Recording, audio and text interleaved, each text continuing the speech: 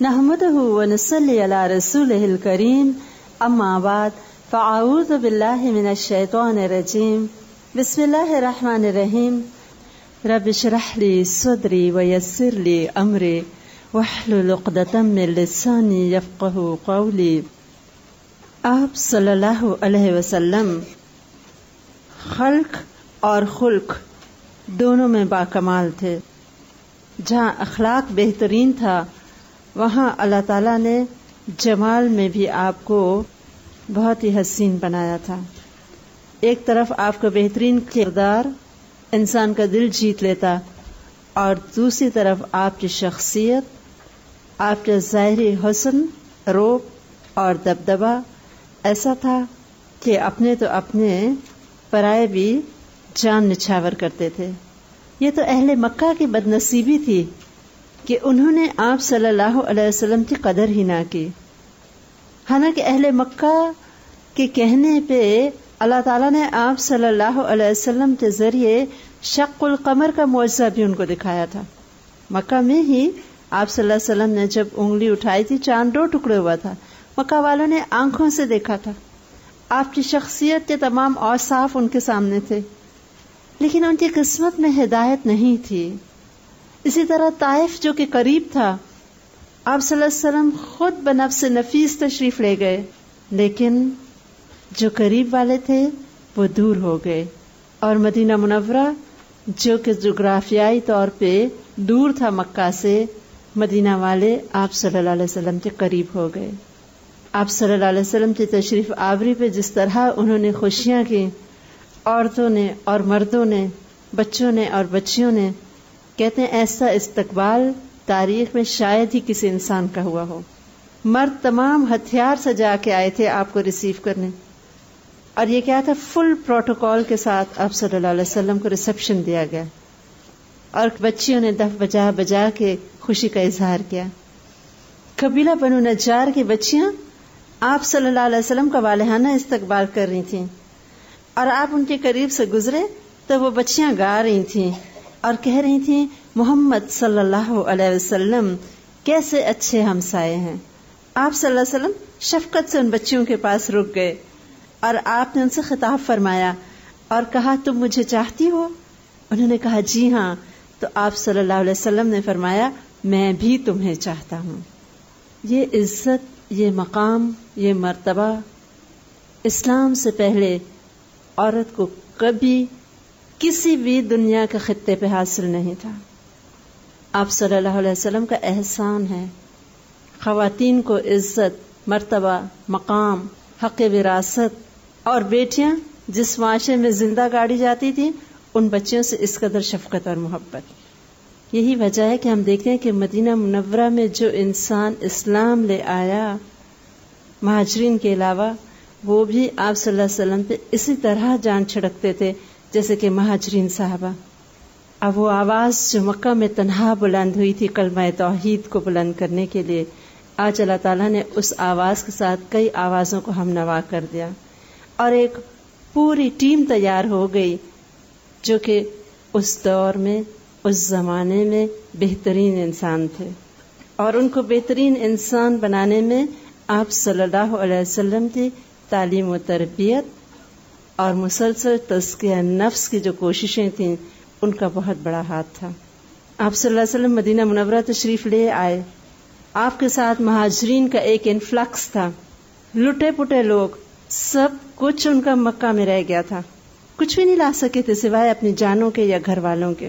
صہیب رومی رضی اللہ تعالی عنہ کے بارے میں آتا ہے کہ جب وہ ہجرت کرنے لگے اپنا مال ساتھ لے کے، تو اہل مکہ نے راستہ روک دیا اور کہا کہ تم جب مکہ میں آئے تھے تو تم تو حقیر اور فقیر تھے، اور آج تم اتنا کچھ لے کے جا رہے ہو. یہ نہیں ہو سکتا کہ ہم تمہیں بھی جانے دیں اور ساتھ تمہارا مال بھی تمہیں لے جانے دیں. تو انہوں نے فرمایا تھا کہ کیا اگر میں اپنا مال تمہیں دے دوں تو مجھے جانے دو گے؟ انہوں نے کہا ہاں یہ ٹھیک ہے. تو انہوں نے اپنا سارا مال ان کے حوالے کر دیا اور خود تہی دامن آپ صلی اللہ علیہ وسلم کے پاس تشریف لے آئے. آپ صلی اللہ علیہ وسلم کو جب ماجرا سنایا، آپ نے فرمایا تم نے بہت اچھا کیا. یہ نہیں مال و دولت تو دنیا کی زینت ہے. اصل بات تو کیا ہے کہ اللہ تعالیٰ کی خوشی کی خاطر آخرت میں کامیابی کے لیے اس وقت اللہ کے رسول صلی اللہ علیہ وسلم کا ساتھ دینا وقت کی اہم ترین ضرورت تھی. اور یہ ایسے خالص اور کھرے قسم کے معاونین ساتھ تھے جن کی ہر چیز جو تھی ہیچ تھی آپ صلی اللہ علیہ وسلم کے آگے. مردوں کے ساتھ ساتھ خواتین کی قربانیاں. حضرت ام سلمہ رضی اللہ تعالی عنہا کے بارے میں آتا ہے کہ جب وہ اور ان کے شوہر ابو سلمہ اپنے بچے کے ہمراہ ہجرت کرنے لگے تو ام سلمہ رضی اللہ تعالی عنہا کے خاندان والے کھڑے ہو گئے اور کہنے لگے ان کے شوہر کو کہ یہ کیا، اب تم ہماری بیٹی کو شہر شہر گھماتے رہو گے. پہلے ہجرت حبشہ وہ کر چکے تھے، اب دوبارہ مدینہ کی طرف جا رہے تھے اور صرف ایک سواری تھی، 400-500 کلومیٹر کی مسافت تھی، صحرا تھا اور ان کی بیٹی بہت ناز و نعم کی پلی ہوئی تھی. تو ان کے گھر والے کہنے لگے ہم نہیں جانے دیں گے اپنی بیٹی کو. تو ابو سلمہ رضی اللہ تعالی عنہ نے یہ محبت کی قربانی بھی دی اور بیوی اور چھوٹے بچے کو چھوڑ کے چل پڑے. ادھر ابو سلمہ رضی اللہ تعالیٰ عنہ کے خاندان والوں نے جب دیکھا کہ حضرت ام سلمہ رضی اللہ تعالیٰ عنہ کو ان کے گھر والوں نے نہیں جانے دیا تو وہ بھی ضد میں آ گئے اور انہوں نے بچہ چھین لیا حضرت ام سلمہ رضی اللہ تعالیٰ عنہ سے کہ ہم اپنا بچہ تمہاری بیٹی کے پاس نہیں رہنے دیں گے. 3 فرد تینوں بچھڑ گئے اللہ کے راستے میں اور 1 سال تک حضرت ام سلمہ رضی اللہ تعالی عنہا اس مقام پہ جا کے روتی تھیں جہاں وہ تینوں بچھڑے تھے. کہ آخر 1 سال بعد ان کے قبیلے کے ایک آدمی کو ترس آیا اور اس نے ان کے گھر والوں کو کہا کہ کیوں اتنا زیادہ اس بیچاری کو اذیت دیتے، اس کو جانے دو اپنے شوہر کے پاس. اور پھر ان کا بچہ بھی ان کے سسرال والوں نے ان کے حوالے کر دیا. اور وہ اللہ کی بندی ایسی باعزم خاتون تنہا اس چھوٹے بچے کو گود میں لیے اکیلی اونٹ پہ سوار ہو کے مدینہ منورہ کی طرف چل پڑی. راستے میں حضرت عثمان بن طلحہ رضی اللہ تعالیٰ عنہ ملے. وہ اس وقت مسلمان تو نہیں ہوئے تھے لیکن بہت اچھے انسان تھے. انہوں نے دیکھا کہ اکیلی عورت خطرناک راستے کیسے سفر کرے گی، ریگستان کا علاقہ. تو انہوں نے کہا چلیے میں آپ کو پہنچاؤں. اور پھر وہ فرماتی تھی کہ عثمان کیا اچھے انسان تھے کہ جہاں کہیں ہمیں آرام کی ضرورت ہوتی تو وہ ہمیں ایک درخت کی اوٹ میں چھوڑ کے خود ہٹ جاتے تھے تاکہ میں اور میرا بچہ تھوڑا سا ریسٹ کر لیں. پھر وہ آتے تھے اور ہم آگے چل پڑتے تھے. کہ آخر کار قبا نظر آیا تو انہوں نے کہا وہ دیکھو تمہارا شوہر وہاں ہوگا، اب تم جاؤ. اتنی قربانیاں ہیں اس ہجرت کے پیچھے، محبتوں کے امتحان ہیں. آپ صلی اللہ علیہ وسلم کی اپنی آنکھوں میں آنسو آ گئے تھے مکہ کو چھوڑتے ہوئے اور آخری نگاہ ڈال کے فرمایا تھا اشک بھری نگاہوں سے دیکھ کے کہ اے مکہ تو اللہ کی زمین میں مجھے سب سے زیادہ پیارا ہے لیکن تیرے رہنے والے مجھے یہاں بسنے نہیں دیتے. بہت مشکل تھا، یہ ہجرت کوئی آسان نہ تھی لیکن اللہ تعالیٰ کی یہی مرضی تھی کہ تمام انسانوں کو جو اللہ کے راستے میں آگے کام کریں گے مسلسل آزمائشوں کی بھٹی سے نکال کے ان کو کندن بنا دیا جائے. کوئی آگے فیوچر نہیں تھا ان کو نہیں پتا تھا کہ یہ مشکلات ختم ہوں گے اور آگے ایک بہترین مستقبل ہے. لیکن ایک کے بعد ایک آزمائش آتی اور وہ کہتے اللہ ہم حاضر ہیں. یہ بھی چھوڑ دیا، تو یہ چاہتا ہے یہ بھی تیرے راستے میں دے دیا. اور بڑے بڑے امیر جو تاجر تھے آپ صلی اللہ علیہ وسلم کے ہمراہ آ گئے تھے ہجرت کر کے، جیسے حضرت عبد الرحمن بن عوف رضی اللہ تعالی عنہ مکہ کے بہت امیر تاجر تھے لیکن سب کچھ چھوڑا. ادھر آپ صلی اللہ علیہ وسلم مدینہ منورہ تشریف لائے ہیں، نہ گھر ہے، نہ بار ہے، نہ مال ہے، نہ دولت ہے. یہ بھی نہیں پتا کہ ان سب لوگوں سمیت اگلے وقت کا کھانا ملے گا کہ نہیں ملے گا. Total uncertainty. بس انصار کی محبت اور اخلاص اور ان کے اصرار پہ سب آگے. ادھر انصار ایسے بات کے پکے اور وعدے کے سچے کہ جتنا کہا اس سے بڑھ کے کر کے دکھایا. کوئی تاریخ میں ایسی مثال نہیں جیسی قربانی انصار نے دی. آپ صلی اللہ علیہ وسلم تشریف لائے، مہاجرین کا ایک ٹولہ ساتھ ہے. حضرت انس رضی اللہ تعالی عنہ کے مکان پہ مہاجرین اور انصار کو جمع کیا. 90 کے قریب لوگ تھے. آپ صلی اللہ علیہ وسلم نے مہاجرین کے مسئلے کو اتنی خوبصورتی اور اتنے حکمت بھرے انداز سے حل کیا کہ شاید کبھی بھی ریفیوجیز کو اس طرح نہ ہینڈل کیا گیا ہو. ایک ایک انصار کو ایک ایک مسلمان مہاجر کا بھائی بنا دیا، اور تاریخ میں یہ مواخات کے نام سے مشہور ہے۔ مواخات اخوت سے ہے، یعنی محبت۔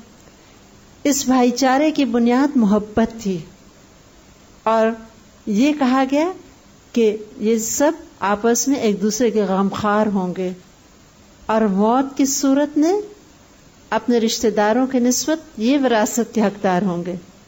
اور جنگ بدر تک اس حکم پہ عمل ہوا، پھر بعد میں آیت نازل ہو گئی کہ رشتہ دار جو ہیں وہ حقدار ہیں، تو پھر دوبارہ ورثہ اپنے رشتہ دار ہی ہوئے۔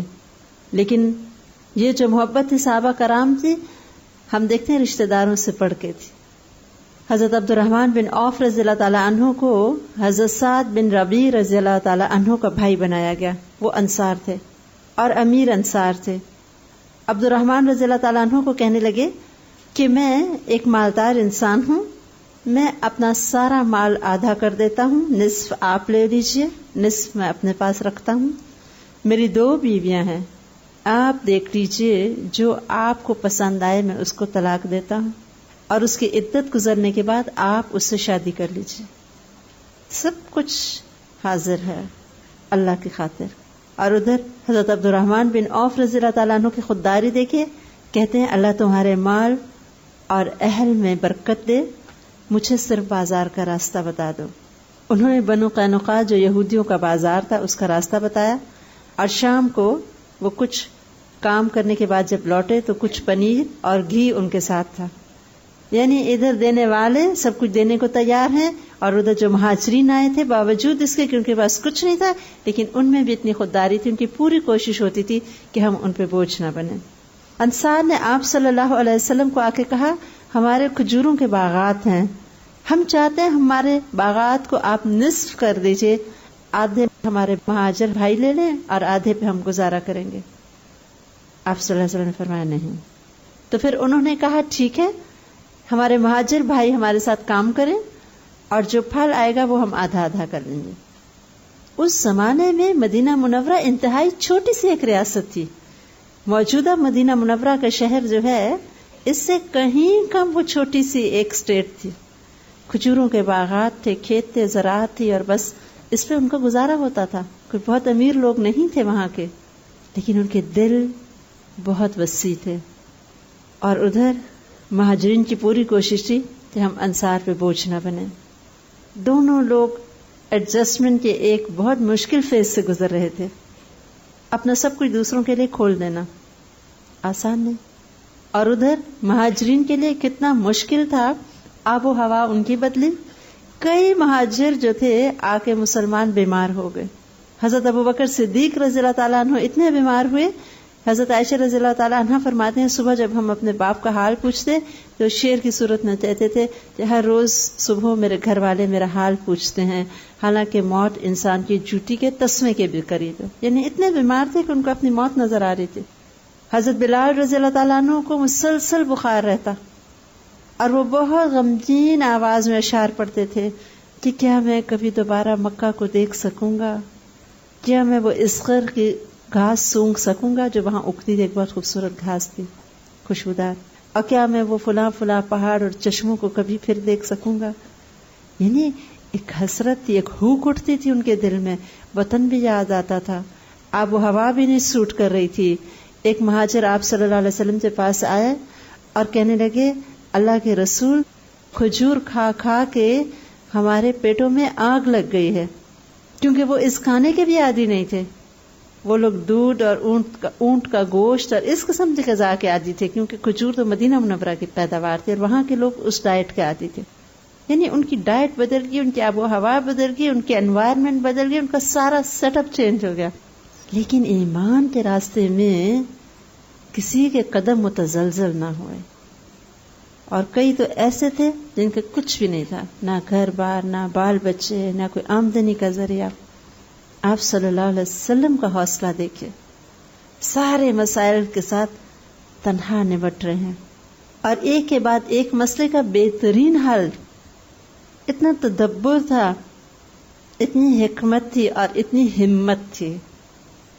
آپ صلی اللہ علیہ وسلم کا واسطہ مدینہ منورہ میں 3 قسم کے اب اقوام سے پڑ رہا تھا۔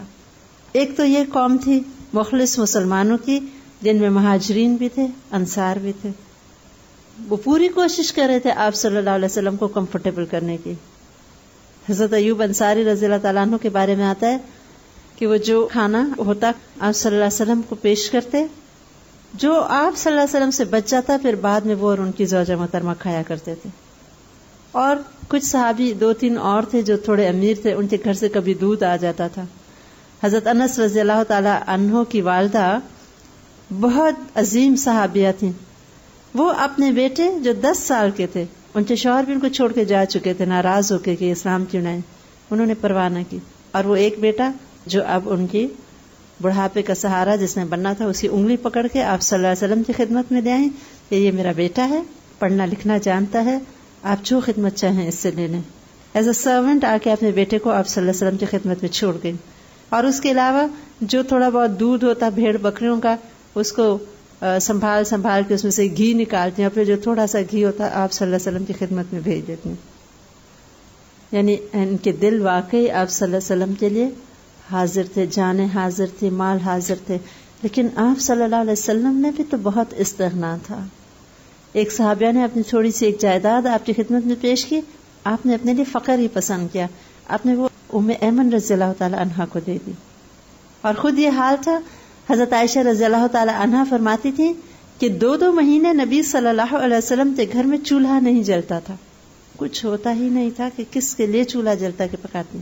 اور فرماتی ہیں ہم 2 کالی چیزوں پہ گزارا کرتے تھے، کھجور اور پانی. 2 مہینے. بعد میں ان کے بھتیجے نے پوچھا کہ خالہ جان، آپ لوگ جب مدینہ منورہ آئے تھے تو چراغ کیسے جلاتے تھے؟ کہنے لگی بھتیجے، اگر چراغ جلانے کے لیے ہمیں تیل مل جاتا تو ہم چراغ جلانے کی بجائے اسے پی جاتے. یعنی اتنی بھوک ہوتی تھی کہ وہ تیل سے چراغ نہ جلاتے، ہم اس کو پی لیتے اپنی بھوک مٹانے کے لیے. تو ایک تو یہ لوگ تھے مہاجرین اور انصار، اور دوسری طرف یہود سے آپ صلی اللہ علیہ وسلم کا واسطہ پڑا. یہودیوں کی کتاب میں آپ صلی اللہ علیہ وسلم کی آمد کی بشارتیں موجود تھیں. ان کے علماء کو خوب پتا تھا کہ یہ جو نبی کا ظہور ہوا ہے یہ نبی سچے ہیں، کیونکہ سب سے پہلے آپ صلی اللہ علیہ وسلم جو تشریف لائے تھے تو کس نے دیکھا تھا؟ ایک یہودی نے دیکھا تھا نا، اور کہا تھا کہ او مدینہ والو، وہ تمہارا نصیب آ گیا جس کا تم انتظار کر رہے تھے. لیکن آپ صلی اللہ علیہ وسلم جب تشریف لائے تو یہود کو انتہائی تکلیف ہوئی. ایک تو یہ تکلیف تھی تعصب تھی کہ یہ نبی بنو اسماعیل میں سے کیوں آیا؟ اب تک تو تمام انبیاء علیہ السلام بنی اسرائیل سے آ رہے تھے، اور یہود خود عاشوریوں اور رومیوں کی وجہ سے، ان کے ظلم و ستم کی وجہ سے اپنے وطن چھوڑ کے عرب آ بسے تھے. یہ یہاں کے رہنے والے نہیں تھے، یہ یہاں آ کے آباد ہوئے، اور اگرچہ عربی زبان بھی سیکھ گئے اور ان کے لباس طور طریقے اپنا لیے، لیکن دل میں ہمیشہ عربوں کو بہت حقیر سمجھتے. ان کے اندر نسبی تعصب اور تفاخر حد سے زیادہ تھا، اپنے آپ کو سپیریئر موسٹ سمجھتے، اور عربوں کو حقارت سے امیین کہتے تھے، ان پڑھ اجڑ. ان کے علماء کا حال یہ ہو چکا تھا کہ ان کے لیے دین صرف دولت کمانے کا ذریعہ رہ چکا تھا. یا وہ فالگیری کے لیے استعمال ہوتا، یا لوگوں کو غلط فتوے دے دے کے دولت کمائی جاتی. اور کتاب انہوں نے عوام سے بالکل چھپا لی تھی، کسی کو اجازت نہیں تھی کتاب پڑھنے کی سوائے علماء کے، تاکہ جو وہ کہیں اور جیسا چاہیں ویسا ہی ہو. اب آپ صلی اللہ علیہ وسلم کے تشریف لانے کا مطلب کیا تھا یہود کے لیے؟ کہ ان کی تمام جو دینی تحریفیں ہیں، جو اصل دین انہوں نے چھپایا ہوا ہے، تو اللہ کے پیغمبر اس کو کھول دیں گے. ان کی جو اجارہ داری تھی، ان کا جو ایک انفلوئنس تھا معاشرے پہ، وہ ان کے ہاتھ سے چلا جاتا. اور اس کے علاوہ ان کی دنیا کا بھی نقصان ان کو نظر آ رہا تھا. یہودیوں کا ایک بہت بڑا مسئلہ تھا مال اور دولت کی ہوس اور لالچ، حد سے زیادہ. یہ لوگ پیسہ کمانے کا ہنر جانتے تھے، بہت زیادہ ہوشیار قوم ہے جہاں تک تجارت کا تعلق ہے. انہوں نے مدینہ منورہ میں تجارت اپنے ہاتھ میں لے لی. مدینہ منورہ کی کھجوروں کو ایکسپورٹ کرتے اور باہر سے غلہ، کپڑا اور شراب وغیرہ امپورٹ کرتے. اربوں کی نسبت دگنا اور 3 گنا منافع لگایا کرتے تھے. دوسری طرف یہ لوگ سود پہ پیسہ دیتے تھے، اور اربوں کے ہاں جو مصیبت تھی ایک دوسرے سے مقابلے میں بڑھنے کی کہ ہمارا نام ہو اور شہرت ہو، تو وہ لوگ ان سے ادھار لیتے سود پہ اور خوب فیاضیاں کرتے تاکہ لوگ واہ واہ کریں کہ بہت سخی ہے. مقروض ہو جاتے، سود ادا نہ کر سکتے، مجبوراً اپنی جائیداد، باغات، زمینیں گروی رکھا دیتے یہود کے پاس، اور جب مزید رقم کی ضرورت ہوتی لیتے چلے جاتے. آخر کار وہ وقت آتا کہ ادا نہ کر سکتے، نہ قرض اور نہ سود، اور رہن رکھی جائیدادیں یہود قبض کر لیتے. اس طرح یہود آہستہ آہستہ مدینہ منورہ کے مضافات اور باغات کے مالک بن گئے، کیونکہ اصل میں ان مقامی باشندوں کی تھیں وہ جائیدادیں. ایک اور جو یہودیوں کی خصلت ہے جس کو آپ قرآن پاک میں بھی پڑھ چکے ہیں، وہ ہے سازشیں کرنا اور لوگوں کو جنگ میں ملوث کر دینا، کیونکہ اس کے 2 فائدے ان کو پہنچتے تھے. جب لوگ آپس میں لڑیں تو تیسری قوم بڑے آسانی سے اقتدار وہاں پہ حاصل کر لیتی ہے. جیسے کہ آپ جانتے ہیں کہ برٹش راج نے سب کانٹیننٹ پہ کس طرح آ کے حکومت کی تھی. ان کا ایک ہی نعرہ تھا، ڈیوائڈ اینڈ رول. ان کو آپس میں لڑائی رکھو تاکہ تم آ کے حکومت کر سکو. اور ایگزیکٹلی یہی یہودیوں نے مدینہ منورہ میں کیا ہوا تھا. اوس اور خزرج جو وہاں کے مقامی قبیلے تھے، انتہائی خوبصورتی سے ان کے درمیان کسی نہ کسی بات پہ لڑائی شروع کروا دیتے اور وہ جنگ میں ملوث ہو جاتے، اور خود یہ آرام سے ایک طرف بیٹھے رہتے. بہت کم انہوں نے جنگوں میں خود حصہ لیا پریکٹیکلی. اس کا فائدہ ان کو یہ ہوتا کہ یہ لوگ ہنرمند تھے، دھاتوں کو مولڈ کرنا اور چیزیں بنانے کا فن جانتے تھے. یہ لوگ اسلحہ سازی کرتے تھے، اور جب جنگیں ہوتی تو ان کا اسلحہ خوب بکتا. تو ایک طرف سود سے یہ پیسہ کماتے، دوسری طرف ان کی مارکیٹنگ ہوتی، ان کے پروڈکٹس پروموٹ ہوتے، لوگوں کی ضرورت بن جاتے، اور وہ ان سے خریدتے تھے ہر قیمت پہ، اور مزید مقروض ہو جاتے تھے. اور یہ لوگ سونے کے زیورات بھی بنایا کرتے تھے، گولڈ سمتھس تھے بیسیکلی. یہ لوگ زرگری جانتے تھے. اس طرح یہود جو تھے ان کے پاس اوروں کی نسبت دولت زیادہ تھی. پھر اپنے نسب اور نسل پہ بھی ان کو بہت فخر تھا.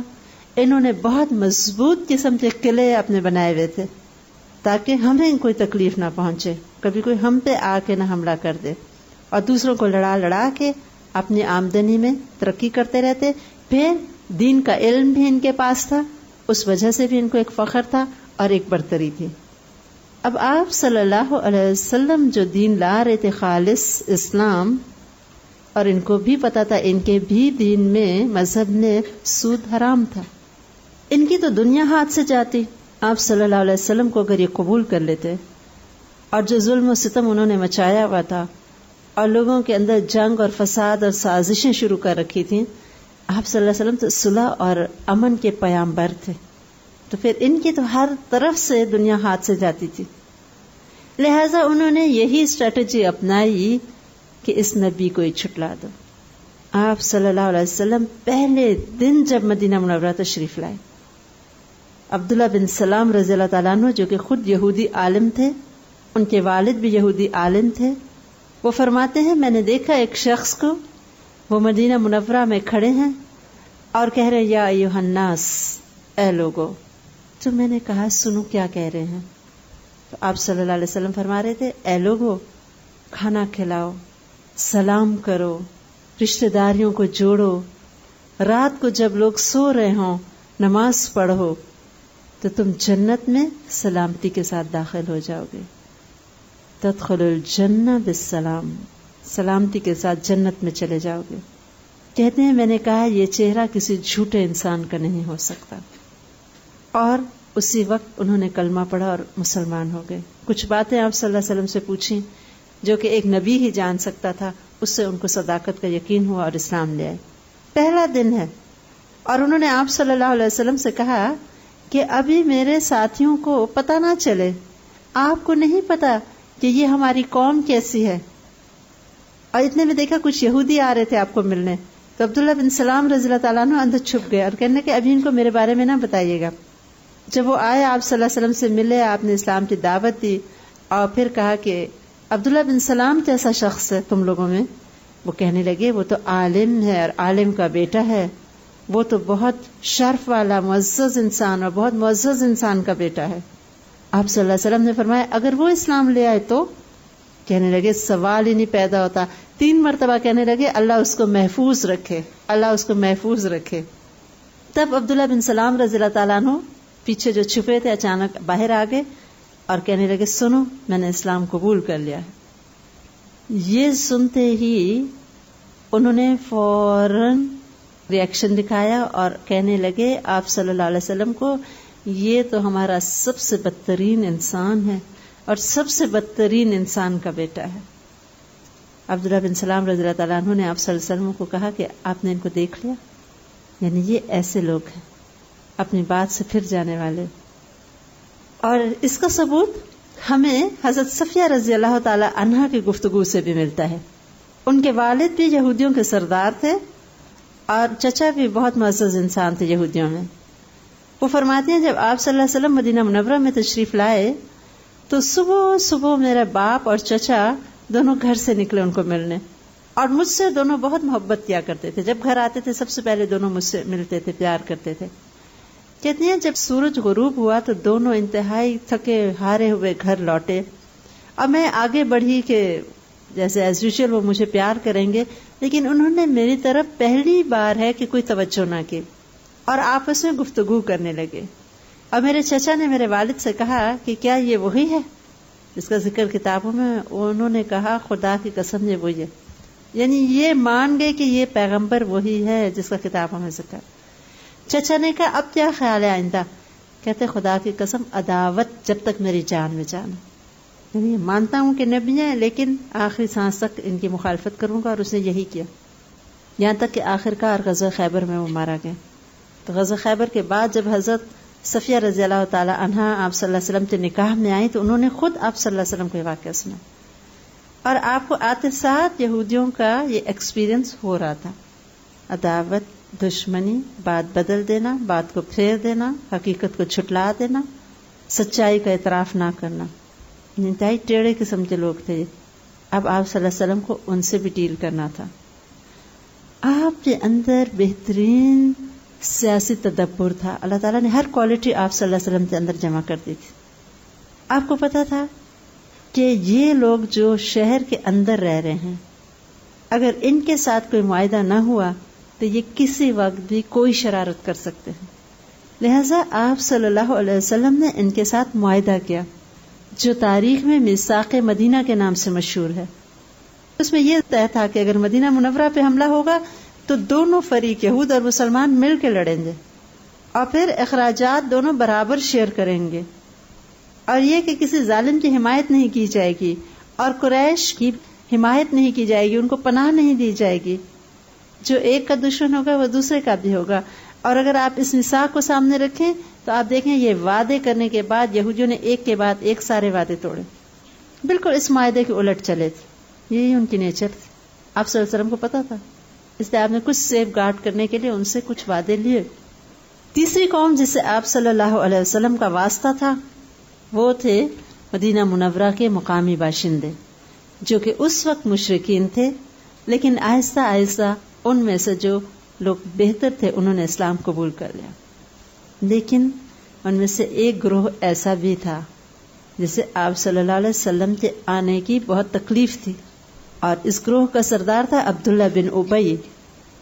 یہ وہ شخص تھا کہ آپ صلی اللہ علیہ وسلم کی آمد سے قبل اوس اور خزرج نے فیصلہ کر لیا تھا کہ ہم عبداللہ بن ابی کو اپنا بادشاہ بناتے ہیں، اور اس کے لیے مونگوں کا تاج بھی تیار ہو رہا تھا. اس کی باقاعدہ رسم ہونے والی تھی تاج پوشی کی. عبداللہ بن ابی کے ساتھ وہ رؤسا جن کو بڑے مفاد کی امید تھی کہ یہ بادشاہ بنے گا اور ہمیں بھی بڑے فائدے ہوں گے.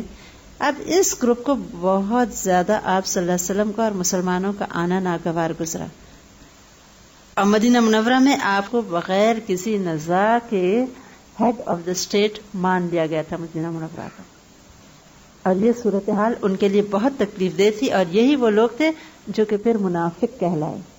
بعد میں انہوں نے مصالحت کے طور پر اپیرنٹلی اسلام قبول کیا تھا، اندر سے ہمیشہ اسلام تھے اور آپ صلی اللہ علیہ وسلم کے سخت دشمن رہے، یہودیوں اور قریش مکہ کے ساتھ مسلسل ساز باز کرتے رہے، اور ہر دم ان کی یہ کوشش رہی کہ کسی طرح مسلمانوں کو یہاں سے اکھاڑ کے نکال دیا جائے۔